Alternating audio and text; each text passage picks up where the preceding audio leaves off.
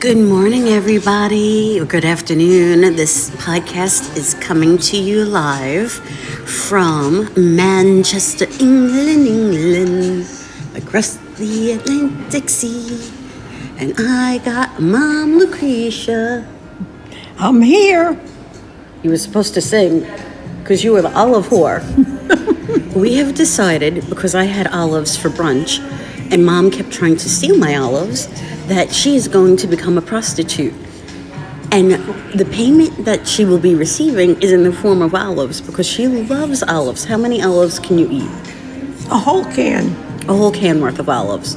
And her street name is going to be... I forgot. Oh my God, Mom, how can you forget if this is your street name and your livelihood? Her street name is going to be the Olive Whore. And then she gets paid in olives, not cash. But we're concerned because what if her John wants to meet her at Olive Garden. And then when you go to the Olive Garden, you are Family. And she just told me that her outfit is going to consist of dangling olives. Where are these olives going to be dangling from? Everywhere. Oh my God. We're not even drinking yet, people. We're giving our livers a rest because James Lombardo likes to ply us with alcohol all day, every day while we're in Manchester. Uh-oh. He's making the face. He's making the face. So what's your favorite part of this trip, Mom? The olives. Oh my God. They must have lots of groves of olives here. This is why I'm not going back to America and I'm just going to come and be a Manchester hobo. I'm moving my chair back. So on this trip, Lucretia has spilt apple juice on my pants, decided to bless the airplane with orange juice. Wait, baby, where were we that she dropped her beer? Babe. Babe, didn't she spill her beer?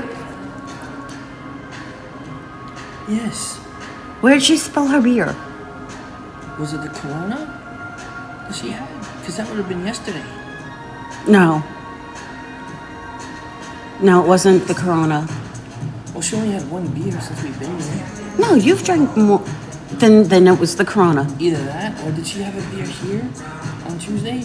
No. When you arrived? No. It must have been her Corona. living Did you the just dream. steal another olive? Yeah, no. What could be missing? Don't eat those. Those are garlic. Oh, Mom is a vampire. She is allergic to garlic. Anyway, we have made lots of friends in England. Everyone says that English people are stuffy and uptight. Not in Manchester. Manchester people are warm and cuddly and nice, and they have embraced my meanness. What? your what? My meanness. Oh, I am getting a tattoo. In 48 hours, we are meeting my future baby daddy. I am very nervous. I'm very nervous about that. I have eaten more food in England than I have in the United States in the past 48 hours. You know why this is, Mom? why? Because Yumi Yiannopoulos is with us. That's right. Yes, because I make sure we eat and we have sustenance. I make sure we don't starve. Unlike you two, where this one eats like a freaking pigeon. Oh wait, your thing's not on. No, it is. We're recording. I'm going to hand over because we didn't bring our whole setup for this podcast. So I'm going to hand the mic over to our special guest star, Yumi Yiannopoulos, who has traveled across the Atlantic Sea with us. Hold on, please, while we patch in Yumi Yiannopoulos. Can you say that in a sexy voice? Yumi Yiannopoulos. Why, hello, my fans. This is Yumi Yiannopoulos coming to you live. We're coming to you live from Manchester, England, or the UK. Now, it is because of me that we don't starve, because Mom likes to eat like a pigeon, and my wife decided to be a vegetarian who wants to eat like a pigeon as well. So I have two pigeon eaters, and I am the only one who who is a meativore/carnivore. So my happy ass enjoys food. So I will eat. And if they want to starve, then they can starve. Did you just say they charge you a dog phone? I don't know what's happening. If they want to starve, they can starve. I will not starve. So when they're in a corner and Marv's like, oh, I'm hungry, I'm going to be eating a nice, delicious, juicy filet mignon. And while Mom's like, oh, what's that, Jimmy? Oh, because of certain things, I can't eat it. I'm like, well, Mom, that's what happens when you eat like a pigeon. You starve. And then when I ask her when she's hungry, I get yelled at. And she's like, I'm not hungry, okay? I don't get hungry. I just want a little something. I just want a little something. Just a little something. All right, give her And then when she doesn't eat, she gets cranky.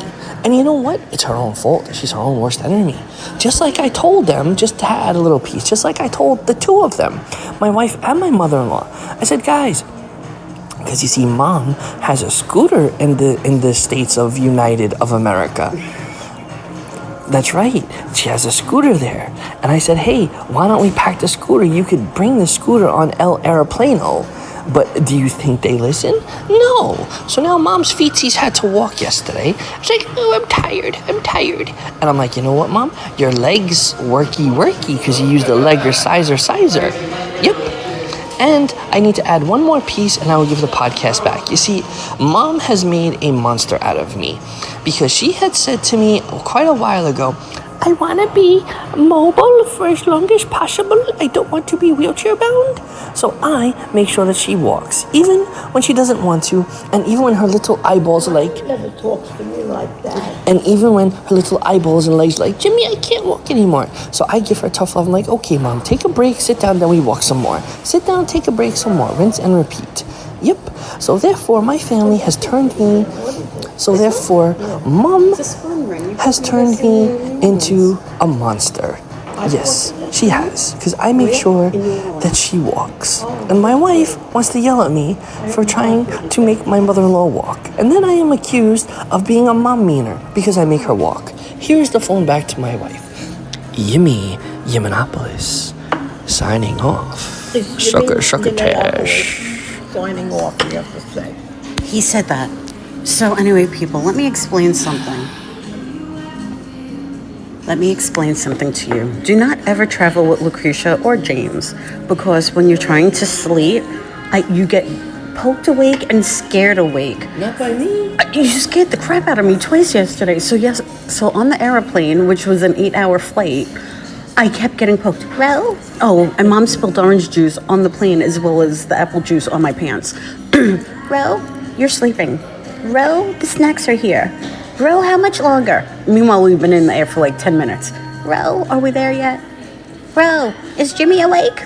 Ro, what's the meal for the We plane? didn't have a movie on that plane. We had a whole bevy of movies. You didn't want any of them. Good morning. Good, how are you? I like your blouse. Oh my God. Oh my God. No. I love your blouse. Oh, thank you. Thank you Yes. very much. Thank you. Are you all okay? Yes, ma'am. Oh, good. Enjoying your stay with us. Yes, we are. Thank you. Very much. What? How long is it you're here with us for? We check out Tuesday. Okay. Tuesday we check out. Yeah. Here for a holiday or? Holiday, yeah. My birthday. Oh, happy birthday. Thank you. Was it just Manchester you've been visiting? We're going to Wales tomorrow and Liverpool on Monday. And if we could get Scotland in on Sunday, we're going to do that. That'd be good. Yes. Oh, lovely. And have you been to York at all? No. Oh, I've never been either, but I've heard it's beautiful as well. Yeah. Got time you could squeeze York in as well. Have a good day. Yes. Thank you. I don't know who that lady was that just infiltrated our... Yes. But she just infiltrated our podcast, so... Anyway, Mom pokes me awake. Last night, I fell asleep after the walking tour, and I get Jimmy licking my face like a dog to wake me up so he could take me pub hopping in to get a converter thingy. We did that. And then... Yes, I did. And And then we get back to the room, and Mom's on her bed, and we put on the best show in the universe, Sons of Anarchy. And I doze off, only to be scared awake while my husband screams, "Ro, Mom fell off the bed." I was like a cat. You know when a cat gets startled awake and jumps straight up? That was me.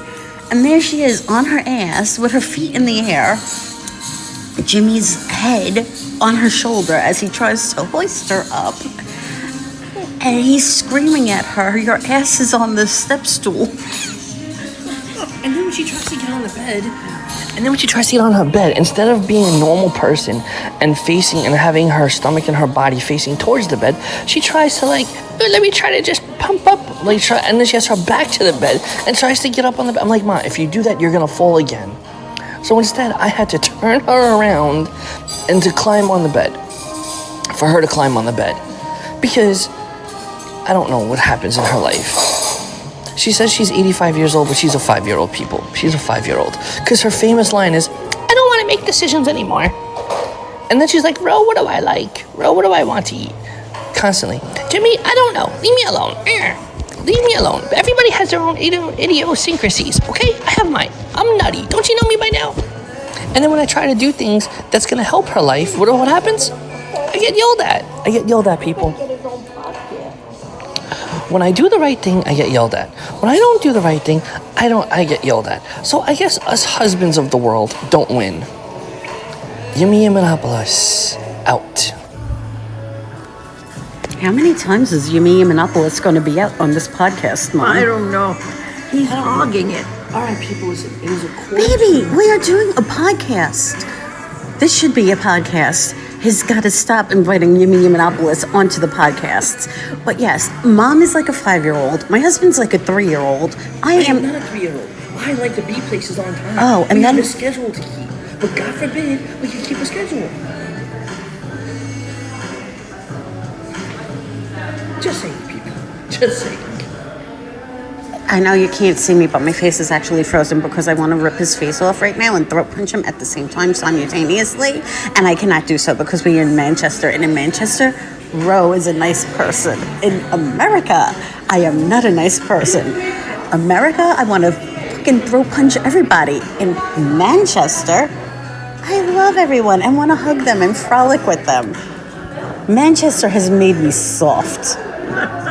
America has made me a hardcore fucking bitch. It was 1:45. Oh my god. Oh my god. Oh, right? So many moons ago, I took Jimmy on a tour of San Antonio when we first got to Texas. And he picked an 8-hour tour. And to this day, I still have to hear how he was dehydrated and starved. I did not pick this tour.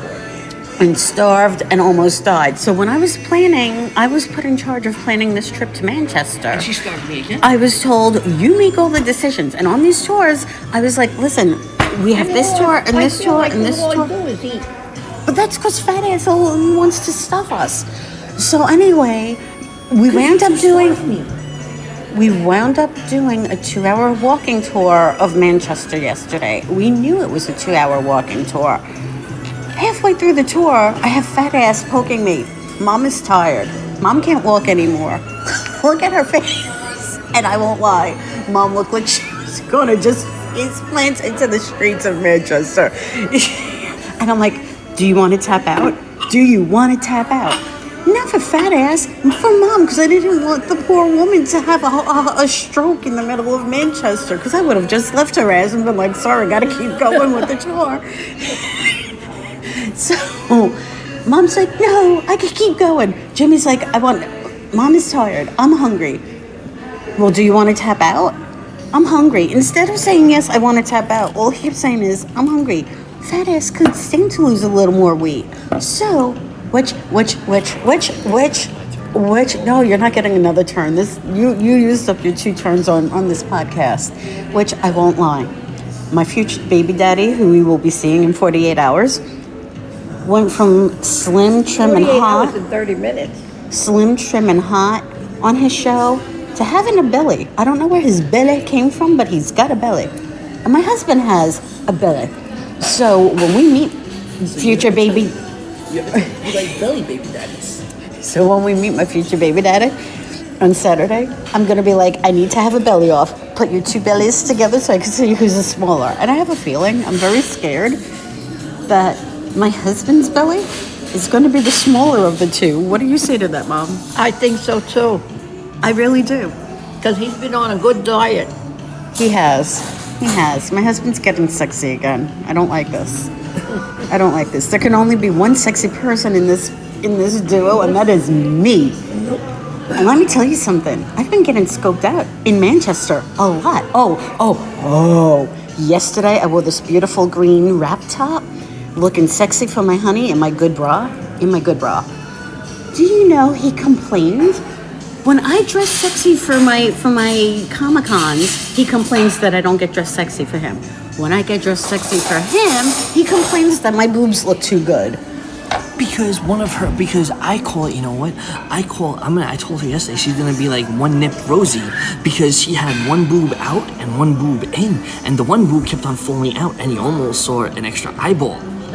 So anybody who is walking past her, especially guys, were probably oogling her, which is nice because she's my arm candy, which is beautiful. But I do not want other guys salivating over her Around the corner. over her nip.